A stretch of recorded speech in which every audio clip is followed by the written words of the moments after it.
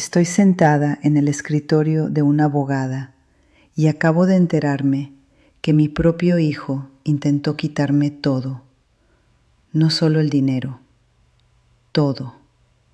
Levanto la vista de los papeles. Dice aquí, en tinta negra, que soy mentalmente incapaz de manejar mis propios asuntos, que debo ser declarada interdicta, que necesito un curador legal, y mi hijo Rodrigo quería serlo. ¿De verdad llegó a esto? Sí, y todo comenzó porque cometí el error de dejar de ser un cajero automático humano. Mi nombre es Estela Morales. Tengo 58 años. Soy viuda desde hace 7 años. Cuando mi esposo se fue, porque el cáncer es un ladrón que no pide permiso, me dejó una casa pagada en las lomas de Sotelo y ahorros significativos. No millones, pero suficiente para pasar mis últimos 30 años sin preocupaciones económicas, sin tener que trabajar, sin ser una carga para nadie. Eso era el regalo de Raúl, lo que su vida de trabajo honesto había construido para mí. Durante 7 años después de que se fue, viví en paz. Desayunaba con mis amigas, cuidaba mi jardín con orquídeas y rosas de Castilla que Raúl plantó hace 30 años. Leía, veía telenovelas, dormía profundamente. Esa es la vida que él quiso para mí.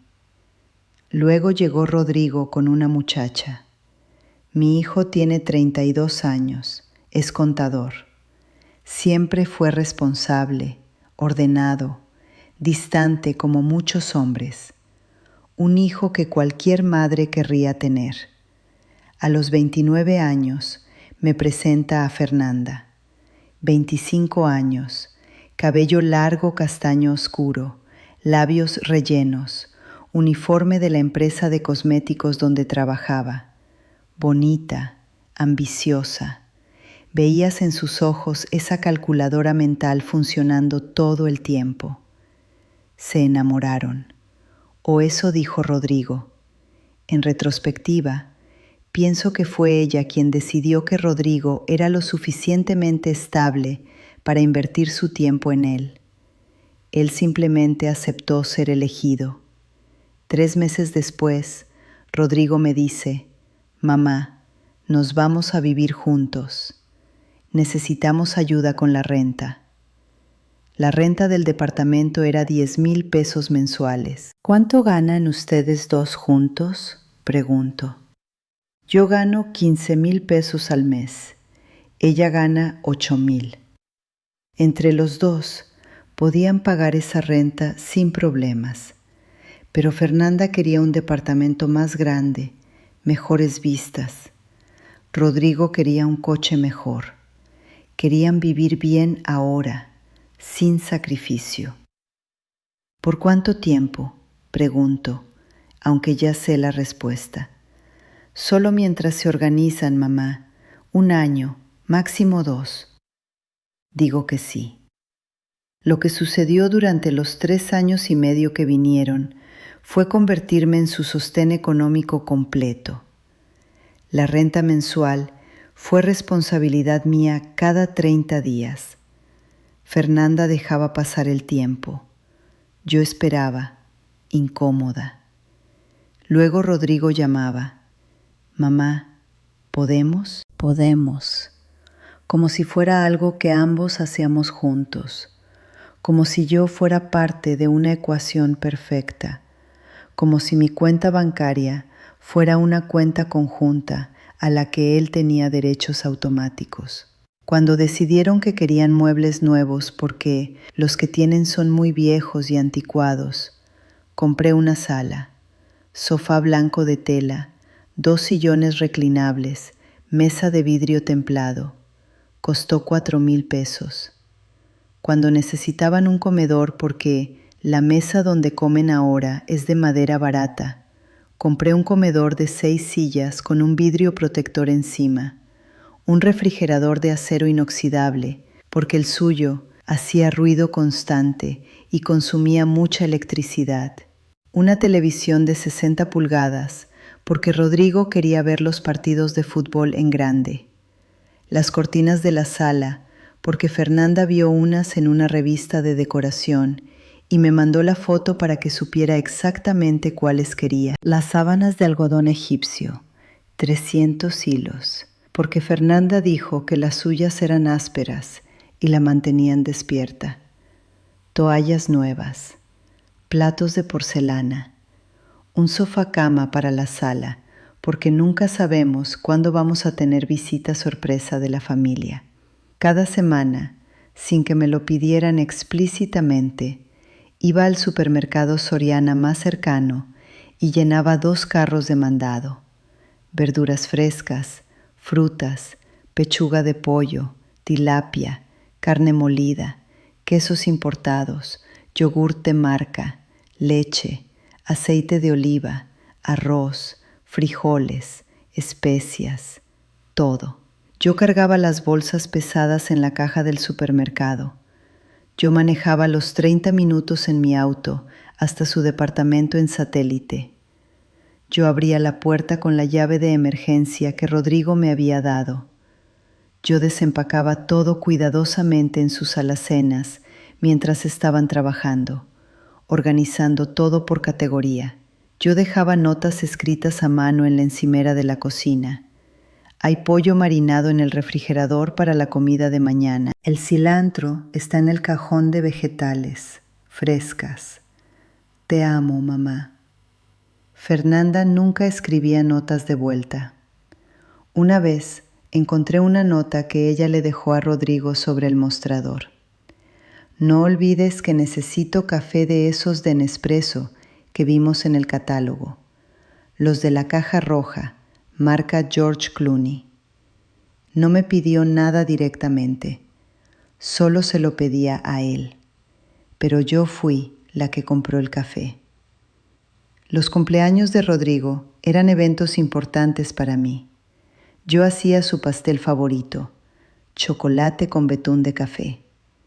Compraba decoraciones, invitaba a sus amigos de la oficina.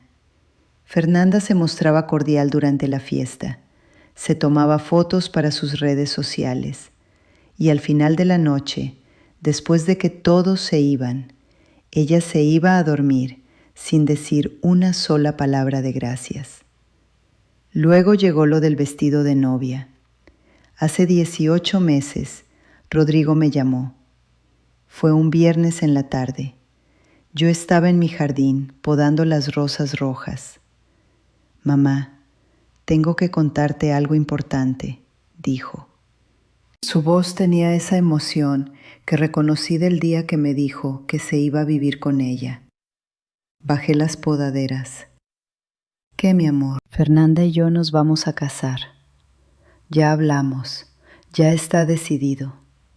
Nos vamos a casar en 3 meses, en la iglesia San Javier. Eso era lo que uno esperaría, lo que cualquier madre esperaría, que después de vivir juntos por un tiempo, después de que una madre los mantuviera económicamente durante años, finalmente llegara el momento oficial de la boda. Eso es maravilloso, mi amor. Felicidades. ¿Cuándo exactamente es la boda? Él me dio la fecha exacta. Un sábado, a las 3 de la tarde. Luego, casi de pasada, como si nada, preguntó: Mamá, ¿podrías ayudar con los gastos? Es mucho dinero. La iglesia, el catering, la banda de música, el fotógrafo, todo. Solo un poco, ¿sí? ¿Cuánto necesitas? Unos 100,000 pesos en total. Nosotros juntamos 60. Nos faltan 40. ¿Podrías ayudar con 30? 30,000 pesos. En ese momento tenía alrededor de 100,000 en mis ahorros, pero seguía siendo una cantidad importante. ¿Y el vestido de la novia? Pregunté. Fernanda lo va a comprar ella misma. Pero es que los vestidos de novia son muy caros, mamá. Si quieres ayudar con eso también. ¿Cuánto cuesta el vestido? Unos 20,000 pesos. 20,000. Lo que una persona gana en un mes completo.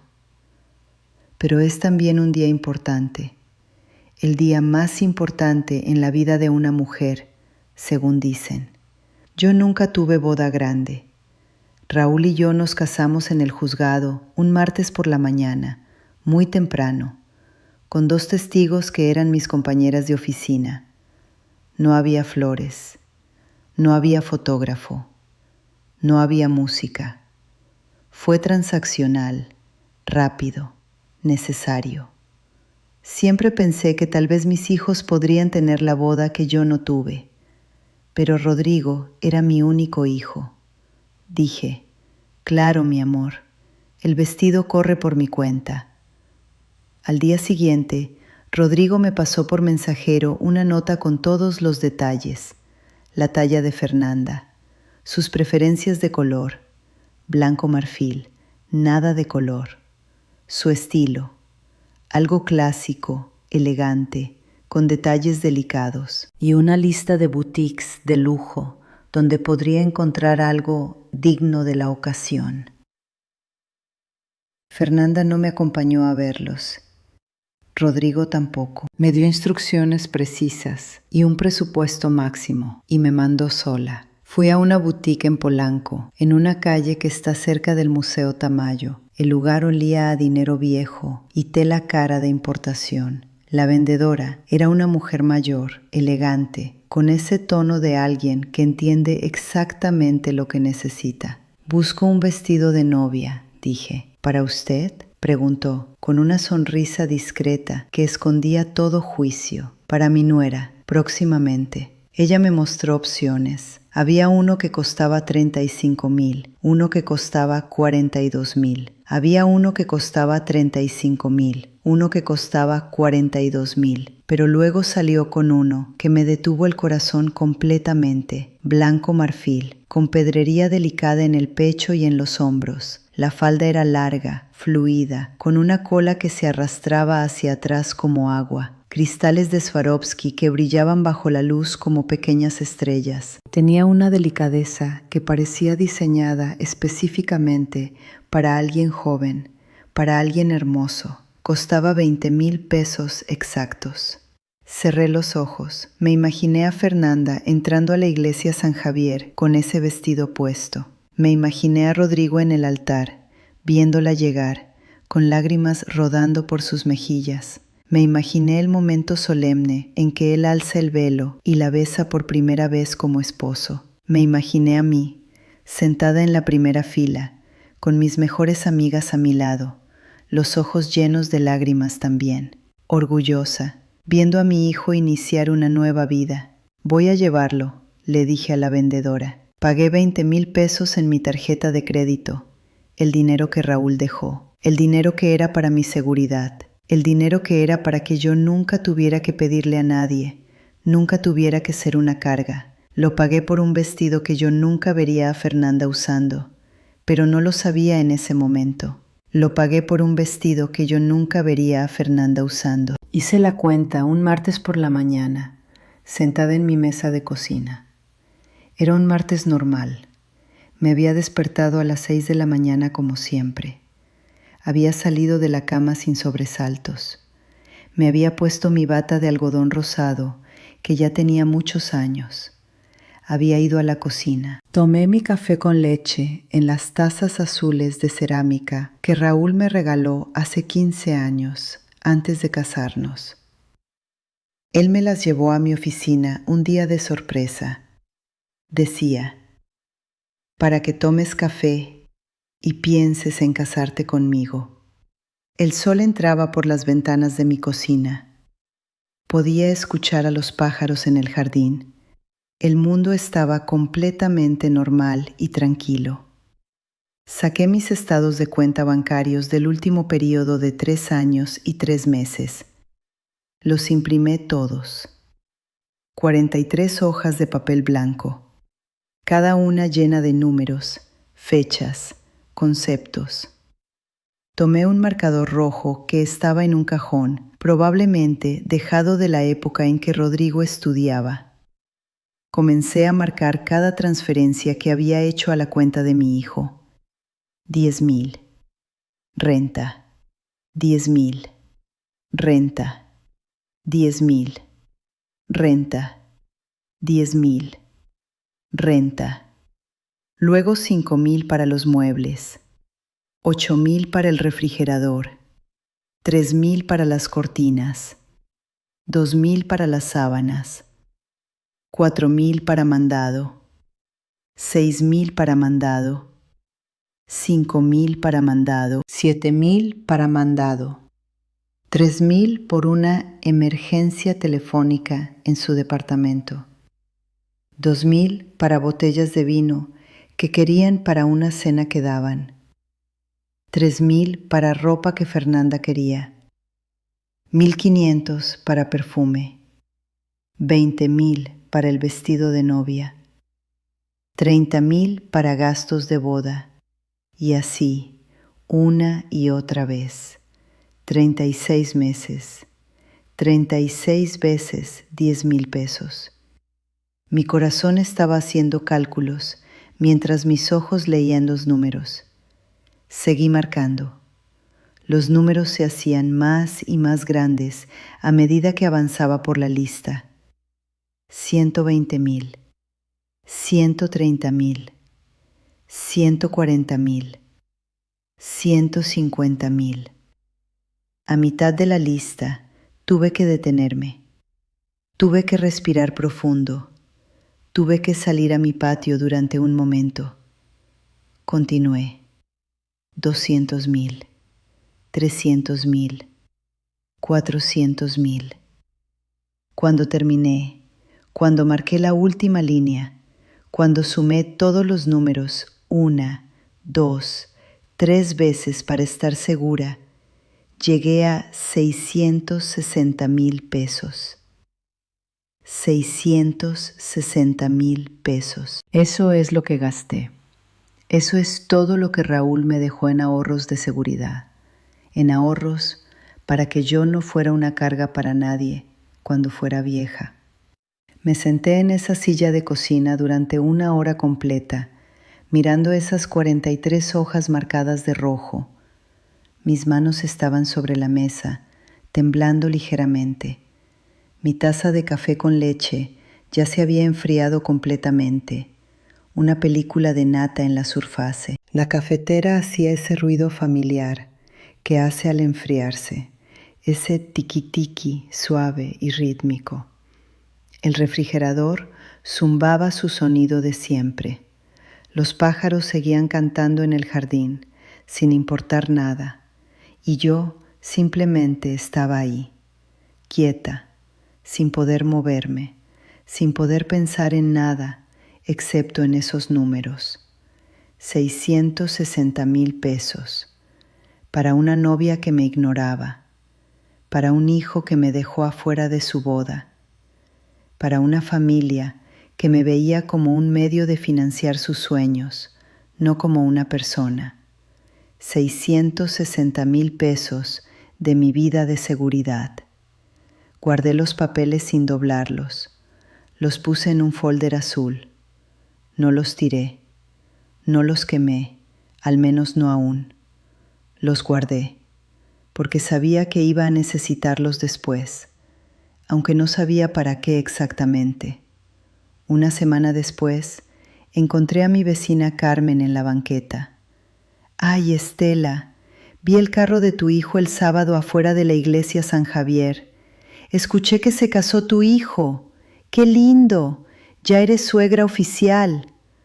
Sonreí. Seguí regando mis macetas, como si nada hubiera pasado. ¿No fue la boda?, preguntó Carmen de repente. No, cariño, no fui, dije. Ella no preguntó más, porque es una buena amiga. Mi hijo se había casado el sábado anterior, 2 días antes de que su vecina me lo contara, como si fuera un chisme del barrio. No había llamada el viernes. No había un «Mamá, mañana es mi boda. Queremos que estés». Nada. Ni un mensaje de WhatsApp. Ni un correo electrónico. ¿Saben qué hice? Nada. Durante 7 días completos no llamé a Rodrigo. No llamé a Fernanda. No escribí un mensaje. Cuidé mi jardín. Podé las rosas. Regué las orquídeas. Leí 2 novelas viejas. 7 días, ni una llamada, ni un mensaje. Luego, el miércoles por la mañana a las 9:30, sonó mi teléfono. Era Fernanda. «Hola, Estela», dijo, con su voz plana, neutral, como hablándole a una empleada. «¿Ya hiciste la transferencia de la renta?» Ya iban 3 días de retraso. Yo estaba en mi recámara, mirando por la ventana al árbol de jacaranda que tengo en el patio. Ese árbol tiene 30 años. Lo plantó Raúl cuando nos mudamos a esta casa. Cada año florece en primavera. Flores moradas, miles de ellas. Es el árbol más bonito que he visto en mi vida. «No», dije simplemente. «¿Cómo que no?» Hice mi propia pausa. Necesitaba que esto fuera absolutamente claro, que cada palabra pesara como una piedra. «Solo ayudo a personas especiales», dije. Silencio absoluto al otro lado del teléfono. Yo podía escuchar su respiración. Podía imaginármela tratando de procesar lo que acababa de escuchar. Tratando de entender por qué su cajero automático humano se había apagado. «¿Cómo que personas especiales?», preguntó. «Creo que me escuchaste perfectamente», dije. «Te deseo un buen día». Colgué. Mi corazón estaba acelerado, mis manos temblaban, pero algo en mi pecho se sintió diferente, más ligero, como si acabara de soltar un peso que había estado cargando sin darme cuenta durante años. No me arrepentí ni por un segundo. Ese mismo día, por la tarde, fui a mi banco, el Banamex en Polanco, donde he sido cliente durante 24 años. Desde antes de que Rodrigo naciera, desde cuando Raúl y yo abrimos la cuenta conjunta. Pregunté por el gerente, el señor Jesús Carrillo. Lo conocía bien. Él sabía exactamente cuál era mi situación financiera. Había visto pasar a Rodrigo por esa sucursal un par de veces cuando Raúl vivía, aunque rara vez. El señor Carrillo era un hombre de 55 años, con un bigote recortado perfectamente, lentes que se subía cada 2 minutos. Era el tipo de persona que ama su trabajo genuinamente, que conoce a sus clientes, que se preocupa. «Señora Estela», dijo cuando me vio entrar, «¿algún problema? ¿Todo está bien?» «Quiero cancelar todas mis transferencias automáticas», dije sin rodeos. «Quiero cambiar todos mis números de acceso. Quiero revisar el historial de mi cuenta de los últimos 3 años». Él no me hizo muchas preguntas. Abrió carpetas en su computadora, revisó pantallas, imprimió reportes.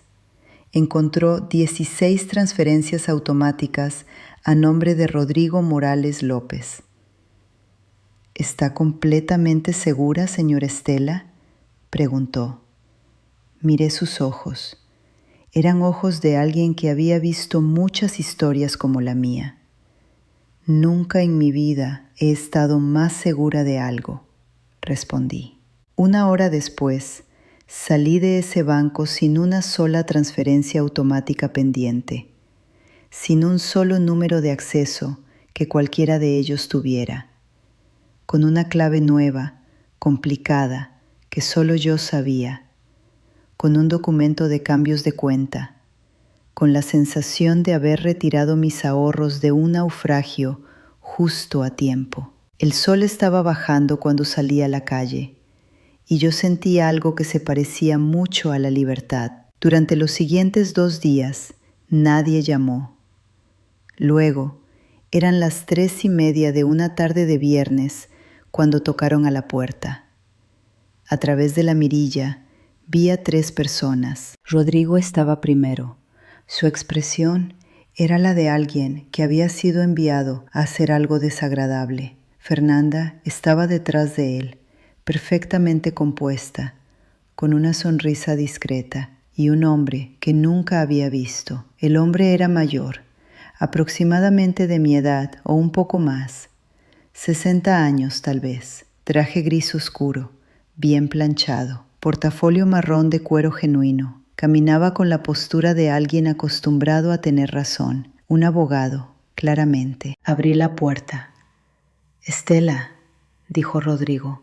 Su voz era tensa, como si estuviera actuando un papel que no entendía del todo completamente. «¿Podemos pasar? Tenemos que hablar de algo importante». «Podemos hablar aquí», dije, en el umbral. No iba a permitir que mi casa fuera invadida nuevamente. El abogado pasó de todas formas. Simplemente caminó hacia un lado mío, como si yo no estuviera ahí. Caminó directamente hacia mi sala, como si fuera la suya propia. Fernanda lo siguió de cerca. Rodrigo se quedó en el umbral, incómodo, en tierra de nadie. No le invité a entrar, pero entró igual, finalmente.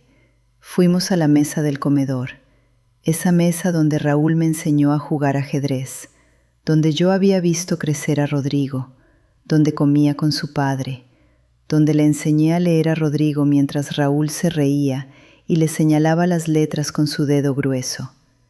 «Estela», dijo el abogado, sin siquiera presentarse adecuadamente. Su voz era profesional, casi amable, como alguien que estaba acostumbrado a explicarle cosas difíciles a personas que no querían entender. «Mi nombre es licenciado García. He sido contratado por su familia para discutir ciertos asuntos legales que les preocupan enormemente». El licenciado García sacó papeles de su portafolio, muchos papeles, foliados con números, con sellos de juzgado, con toda la pinta de ser documentos legales importantes. Papeles que costaban dinero hacer.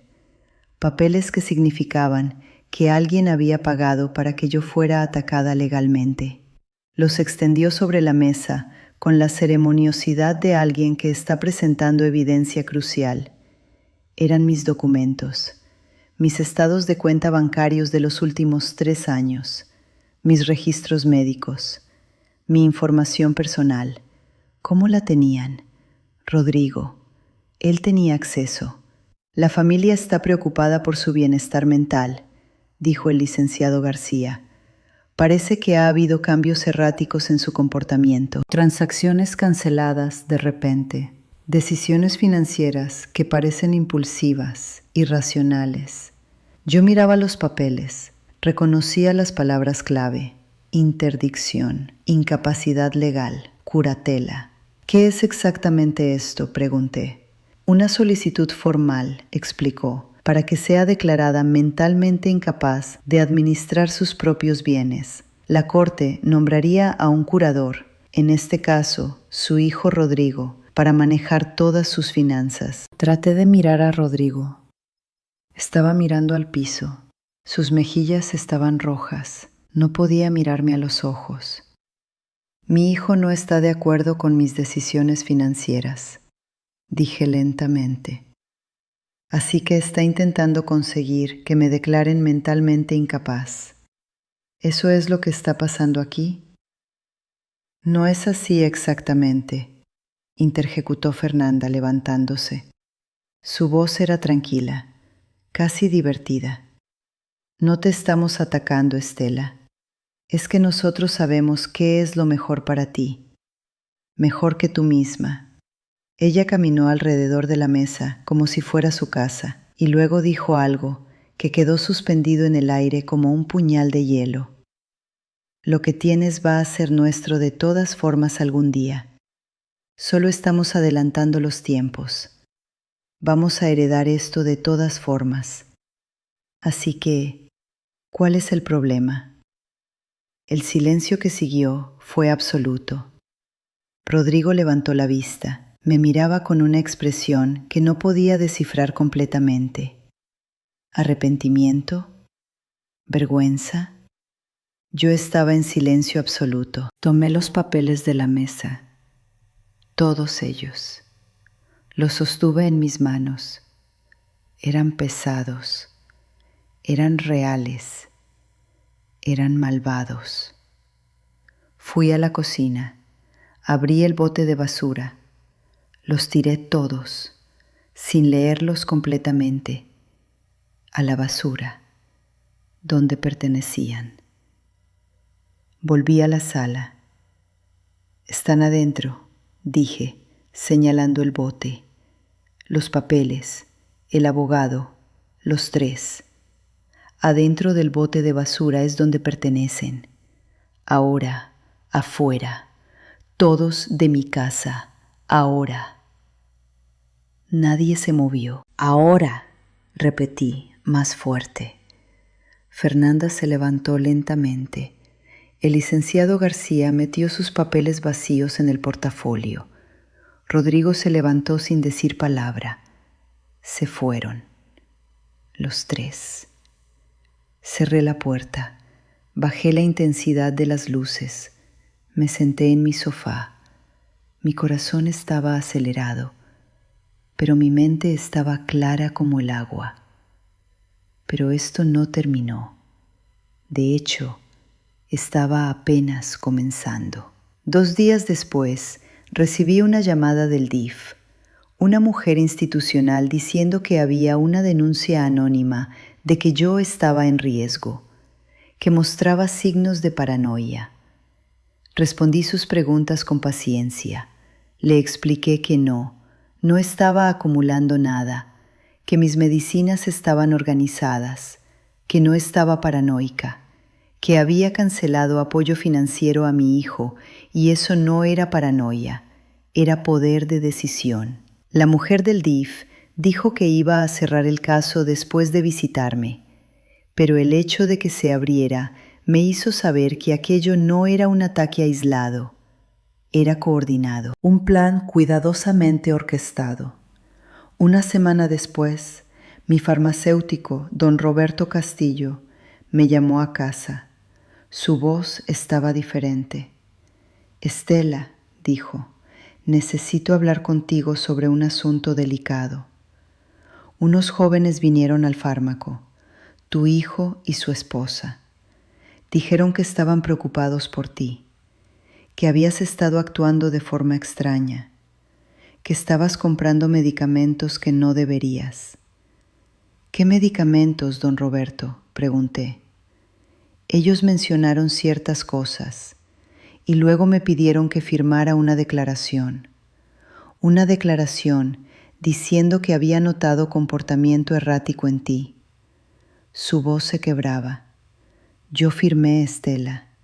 Yo puse mi firma en ese papel y es la cosa más estúpida que he hecho en años. Colgué el teléfono. No estaba furiosa. Estaba en un lugar donde la furia se convierte en claridad pura, en cálculo, en supervivencia. Mi doctora, la doctora Mariana Gutiérrez, me llamó también.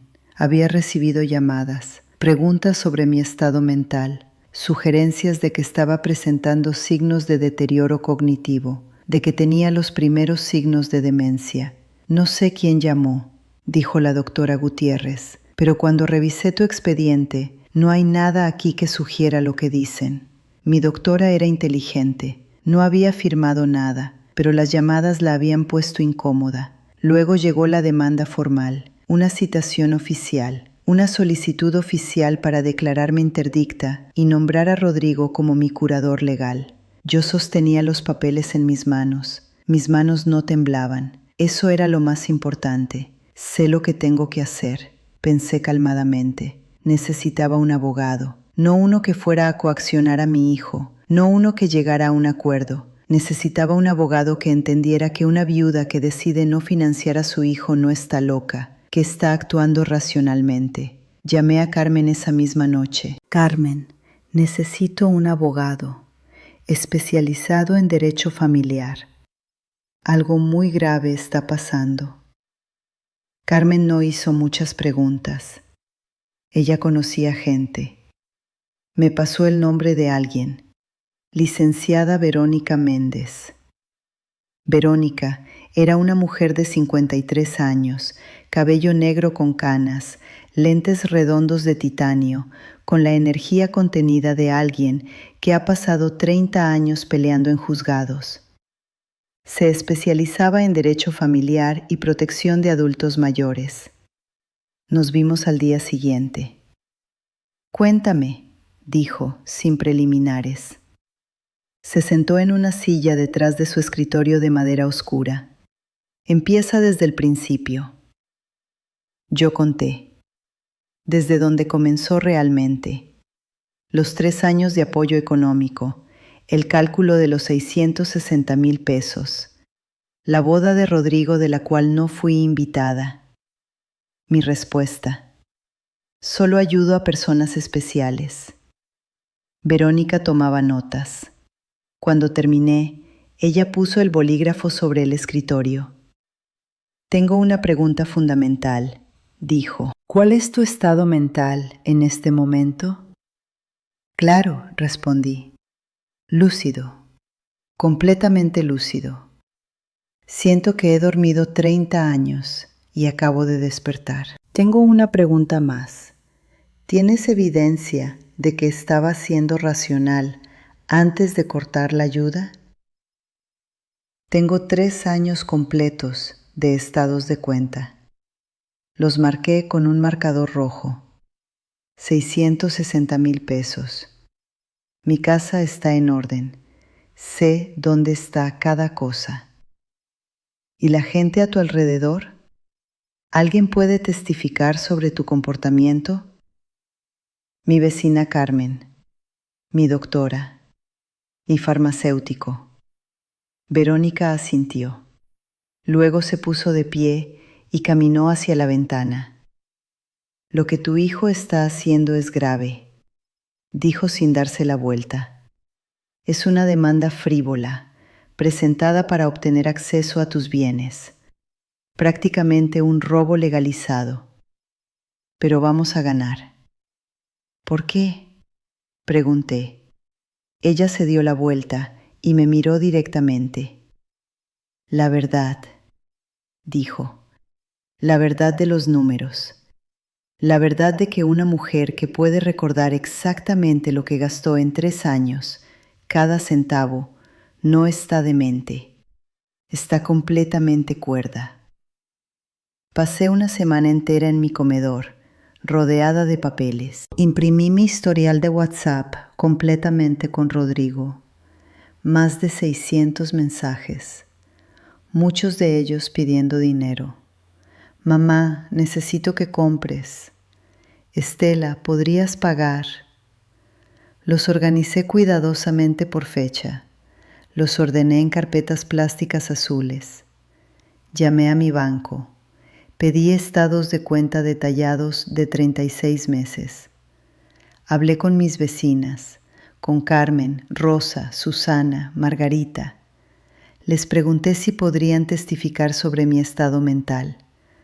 Todas dijeron que no notaban nada anormal, que yo era la misma de siempre, clara, directa, amable pero firme. Luego hablé con don Roberto. Fui personalmente al fármaco. Lo encontré ordenando botellas. Don Roberto, dije desde la puerta. Se dio la vuelta. Su expresión cambió cuando me vio. Se veía culpable. Necesito que retires esa declaración que firmaste, dije tranquila pero firme. Mi hijo y su esposa te mintieron. Ahora tengo un abogado bueno, y ese abogado va a hablar contigo formalmente, con papeles, con el peso de la ley detrás. y tú vas a decirle la verdad. Don Roberto se sentó. Sus hombros se hundieron. Yo debería haberlo sabido, dijo. Llevo 32 años en esto. Debería haberlo visto venir. Pues ahora lo sabes, dije, y tienes la oportunidad de arreglarlo. Una semana después, Verónica se comunicó con don Roberto formalmente, con papeles, con un número de caso, y don Roberto, aterrado por las implicaciones legales, se retractó. Escribió una declaración bajo juramento diciendo que nunca notó nada anormal en mí. Lo mismo pasó con mi consultorio médico. Cuando Verónica llamó a la doctora Gutiérrez formalmente, quedó claro que había recibido llamadas incómodas de alguien que decía ser familia, pero nunca había visto documentación oficial. Ella nunca había visto un antecedente de demencia. Nunca había firmado nada. Pasó todo uno al lado del otro, día a día. El caso que Rodrigo y Fernanda habían construido se desmoronó como un castillo de naipes. Las mentiras se hicieron visibles. Los intermediarios se retractaron. Verónica pasó semanas preparándome. Me hacía preguntas que el juez probablemente me haría. ¿Puedes describir tu estado mental? Sí, estoy completamente lúcida. ¿Recuerdas cómo calculaste el total de dinero gastado? Usé mis estados de cuenta, los imprimí, los revisé, los marqué. 660,000 pesos. ¿Por qué decidiste dejar de dar apoyo financiero? Porque después de 3 años me había convertido en un cajero automático. Porque mi hijo se casó sin decirme, sin invitarme. Me enteré por mi vecina. Porque después de tanto dinero, tanto tiempo, tanto amor, no era suficientemente buena para estar en su boda. Si el amor era una ilusión, yo tenía el derecho de dejar de financiar ese sueño. Me enseñaba a respirar profundo, a no llorar, a no enojarme, a ser clara, directa, tranquila. No estás en un juicio porque hayas hecho algo malo, me repetía constantemente. No has roto ninguna ley. Estás aquí porque tu hijo quiere tu dinero y piensa que puede manipular el sistema legal. El juez va a verlo, va a ver la verdad. La noche antes de la audiencia no dormí. Estuve acostada en mi cama mirando al techo que había visto infinitas veces durante 30 años. Raúl dormía a mi lado una vez. Luego el espacio se quedó vacío. En la ausencia de Raúl, llegó Rodrigo a mi mente. ¿Cómo llegamos aquí?, pensé en la oscuridad. Hacia las 4 de la mañana me levanté, hice café. Me senté en mi cocina mientras salía el sol. Miré mi patio, el patio donde Raúl plantó ese jacaranda hace 30 años. Eso seguía siendo mío. Eso siempre sería mío. La fecha de la audiencia llegó. Era un martes. Ese martes por la mañana me levanté a las 5 de la mañana. Mi rutina. Nada cambiaría ese día excepto lo que pasaría en ese juzgado. Tomé mi café en la taza azul de Raúl. Me senté en mi cocina mientras salía el sol lentamente. Observé cómo la luz entraba en mi casa. Me puse mi mejor ropa. Un traje azul que me había comprado hace 5 años, hecho de gabardina suave. Nada demasiado ostentoso, solo una mujer respetable, coherente, lista para defenderse. Verónica me recogió a las 9 de la mañana. El juzgado de lo familiar estaba en el centro de la ciudad, un edificio que parecía tener 100 años, asombrosamente limpio, serio. Adentro, pasillos largos de mármol blanco, personas en trajes oscuros hablando en voz baja, abogados, jueces, gente cuya vida era la verdad y la justicia. Nos sentamos en una banca afuera de la sala 18.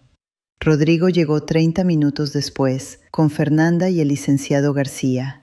Cuando Rodrigo me vio, se puso pálido, completamente blanco, como si hubiera olvidado que yo existía de verdad. «No hables con ellos», susurró Verónica, colocando su mano en mi brazo.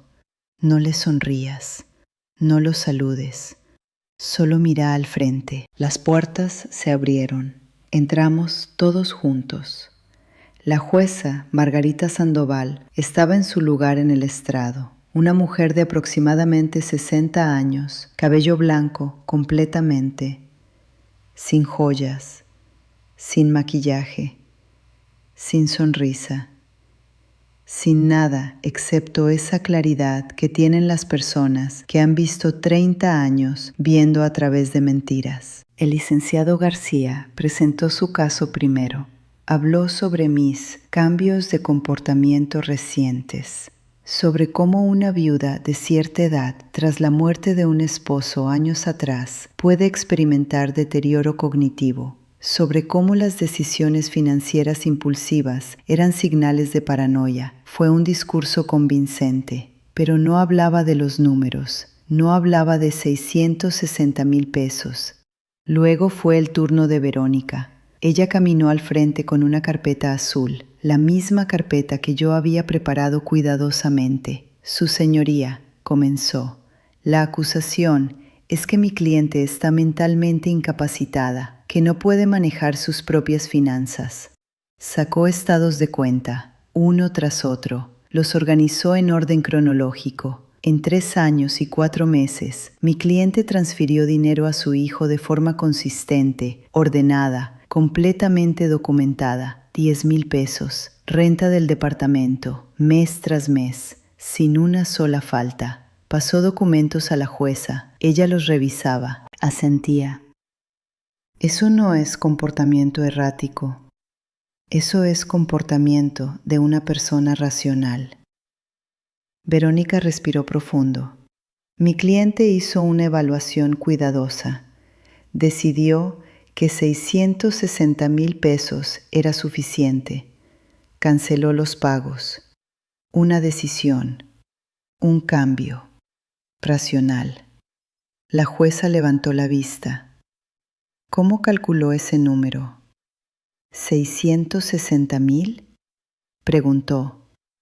Usando sus estados de cuenta de 36 meses, respondió Verónica. Los imprimió, los revisó línea por línea, los marcó con un marcador rojo. Sabe exactamente cuánto gastó. Verónica luego presentó el testimonio retirado de don Roberto. Mi cliente ha sido cliente durante 17 años. Don Roberto testifica que nunca mostró signos de confusión. Nunca olvidó su medicación. La retirada de su declaración anterior prueba que fue falsamente obtenida. Luego presentó el expediente de la doctora Gutiérrez. La doctora nunca vio signos de deterioro mental. Las llamadas que recibió fueron incómodas, extrañas, aparentemente coordinadas. Verónica luego me pidió que testificara. Me levanté, caminé a la silla de testigos, levanté mi mano derecha, juré decir la verdad. La jueza me miraba con ojos que habían visto todo. Señora Morales, comenzó, ¿cuál es su estado mental? Describe lo que sientes. Estoy completamente lúcida, respondí. Mi voz era firme. Sé dónde estoy. Sé quién es usted. Sé por qué estamos aquí. Sé el nombre de mi vecina. Sé mi número de teléfono. Sé el cumpleaños de mi hijo. Sé que mi esposo murió de cáncer. Sé todas mis cosas. ¿Puede describir los 3 años de apoyo que dio? Describí todo. Los 10,000 mensuales, los muebles, el mandado cada semana, el vestido de novia, el evento de la boda del cual no fui invitada. ¿Cuáles fueron sus emociones cuando canceló los pagos? Preguntó la jueza. Claridad, respondí. Finalmente sentí claridad. Comprendí que no era ayudar, era habilitar. Era permitir que dos personas adultas vivieran por encima de sus posibilidades, usando mi dinero de jubilación. ¿Considera esto una decisión racional? La más racional que he tomado en años, respondí sin titubear. La jueza escribió algo en su cuaderno. Rodrigo estaba mirando el piso. Su cara estaba completamente roja, roja de vergüenza. Fernanda estaba perfectamente compuesta, como alguien que sabe que está perdiendo, pero que no le importa. El licenciado García hizo su contraargumento. Habló sobre cómo mi rechazo a Rodrigo probaba que estaba emocionalmente inestable, pero la jueza lo interrumpió. Licenciado, dijo, su voz tranquila, pero con un filo. La señora Morales tomó una decisión financiera clara, basada en circunstancias documentadas. Tenemos registro de 3 años de transacciones regulares. Luego detuvieron. Eso no es comportamiento errático. Eso es alguien que cambió de opinión. Ella lo miró directamente. Próxima. La sentencia llegó rápidamente. La sentencia de esta corte, dijo la jueza, es que la demanda de interdicción presentada por Rodrigo Morales López es desestimada completamente. No tiene fundamento legal ni fáctico. La señora Estela Morales tiene toda la capacidad legal, mental y cognitiva para manejar sus asuntos. La solicitud es rechazada. Hizo una pausa. Quisiera agregar, continuó, y su voz se endureció, que este tribunal toma con extrema seriedad los intentos de usar el sistema legal para expropiar bienes de una persona, particularmente de adultos mayores. Los intentos de obtener una interdicción falsa constituyen fraude procesal. Estas tácticas lastiman a poblaciones vulnerables. Miró directamente a Rodrigo. Advierto formalmente que cualquier futuro intento de este tipo tendrá consecuencias legales graves, sanciones monetarias, posibles cargos criminales por fraude, falsedad de documentos y abuso del sistema judicial. Fue el comentario más directo que he escuchado de un juez, como si hablara a todos los hijos que alguna vez pensaron en hacer lo que Rodrigo intentó. Se levanta la sesión, dijo, y golpeó su mazo. Todo terminó. Salimos de la sala. En el pasillo, Rodrigo me alcanzó. Fernanda no. Simplemente caminó hacia la salida. Mamá, dijo. Me detuve. Él estaba a medio metro de distancia. Podía ver el sudor en su frente. Temblaba un poco. ¿Qué? Dije. Lo siento, dijo. Su voz era pequeña, débil, como la de un niño que ha cometido un error terrible. Ella me presionó. Yo no quería. Me quedé mirándolo durante 5 segundos. Vi a mi hijo, pero también vi a un extraño. Y luego simplemente me fui. No dije nada más. No le dije que lo perdonaba. Simplemente giré. Caminé hacia Verónica. Esa noche estaba sola en mi casa. El juicio había terminado, pero no sentía euforia. Sentía soledad. Sentí el peso de lo que acababa de pasar, de que mi propio hijo había intentado declararme mentalmente incapaz para robarme, para tomar lo que era mío, de que Fernanda había estado planeando esto todo el tiempo. 660,000 pesos. Eso es lo que había costado aprender quiénes eran realmente. Pasé 2 semanas en la casa sin ver a nadie. Carmen vino a visitarme. Bebimos té. Me dijo que hice lo correcto, pero no quería consuelo. Solo quería estar en silencio. Cambié las cerraduras. Le pedí a un cerrajero que viniera. Puso nuevas cerraduras, nuevas llaves. Cambié todas mis contraseñas bancarias. Cambié el código de mi caja fuerte. Cambié la contraseña de mi teléfono móvil. Nadie iba a tener acceso a mí.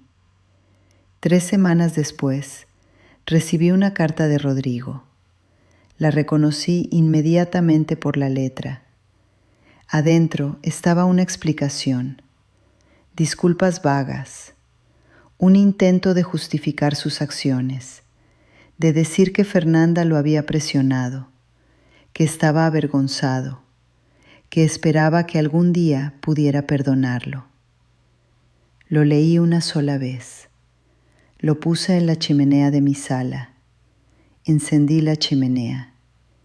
Miré cómo ardía, cómo las letras se retorcían y desaparecían, cómo la tinta negra se volvía humo gris que subía por la chimenea. Eso fue todo. Ahora, 1 año después, aquí estoy. Sigo viviendo en mi casa. Sigo cuidando mi jardín. Las orquídeas florecen cada primavera. El jacaranda está hermoso. Rodrigo no llama, no envía mensajes, no intenta visitarme. ¿Duele? Sí, duele profundamente que mi hijo quisiera robarme. Duele que quisiera declararme loca. Duele que nunca me invitara a su boda.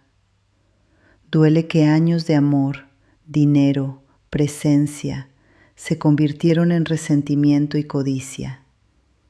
Duele, pero estoy entera. Mi mente está clara. Mis manos siguen siendo mías. Mi casa sigue siendo mía. Mi jardín sigue siendo mío. Y eso, en retrospectiva, es todo lo que importa. La paz tiene un precio. Yo pagué ese precio, 660,000 pesos. Fue el dinero de Raúl. Fue mi seguridad jubilada. Fue la tranquilidad que él quiso dejarme. Pero obtuve a cambio algo que no tiene precio. Obtuve la verdad. Obtuve claridad. Obtuve la libertad de saber exactamente quién soy, qué valgo y a quién puedo confiarle mi vida. Soy una mujer que ama profundamente, que da sin esperar recompensa, que cuida a las personas que ama incluso cuando no son dignas de ese amor. Y ese es el tipo de persona que puedo vivir siendo.